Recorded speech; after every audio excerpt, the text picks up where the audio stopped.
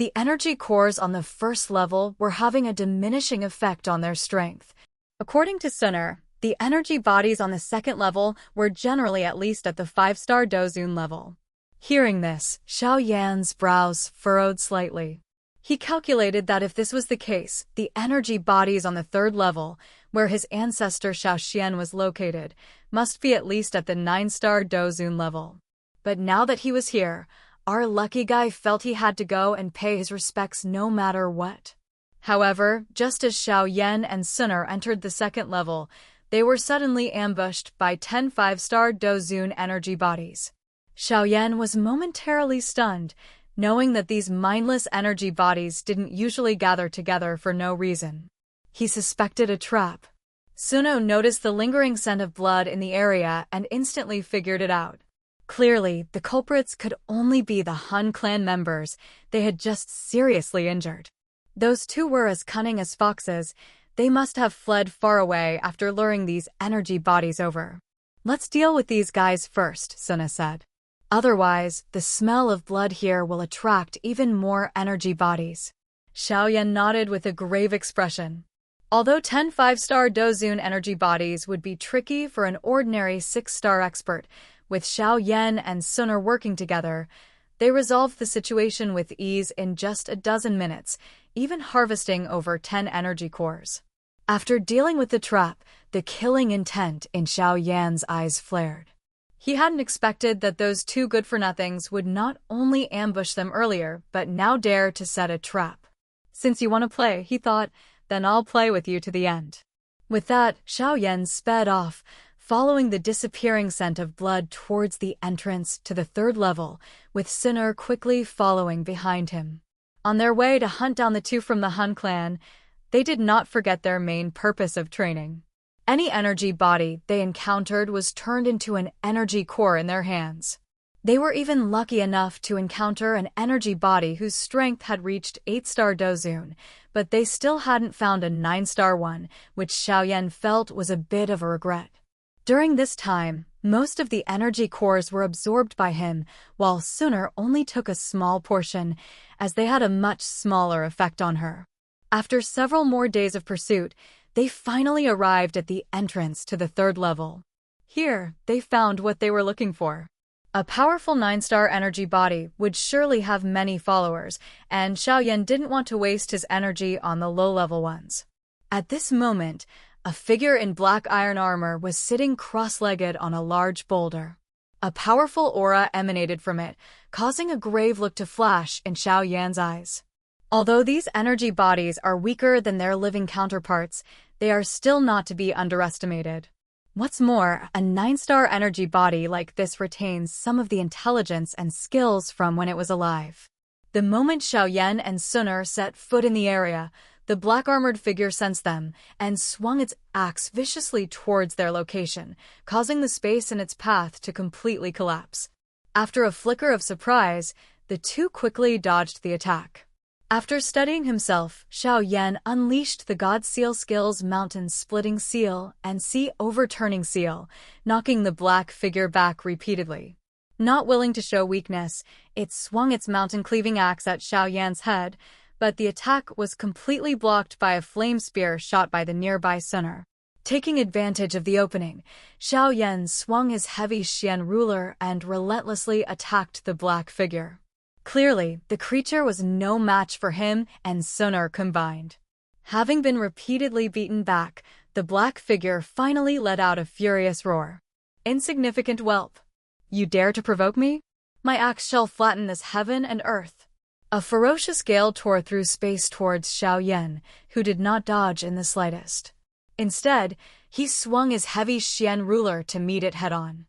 The moment the two collided, Xiao Yan was sent flying as if struck by a heavy blow. At the same time, Xun'er's figure instantly appeared behind the black figure. Before it could even react, she pierced it through the heart with her flame spear, and the golden flames completely incinerated its body. As he was being sent flying back, a smile appeared on Xiao Yan's face. However, just as his smile formed, two black figures burst out from the ground. They instantly appeared in front of Xiao Yan and viciously struck him with their palms. These two were none other than Hanya and Hunli, the very same men Xiao Yan and Xun'er had been hunting for dozens of days. Ha ha ha. Hanya laughed. Xiao Yan, when you're hunting someone, you must remember not to get distracted by other things. The hunter and the prey can switch roles very easily. Please give us a like and subscribe, fellow Taoists. Let's continue our chat in the next episode.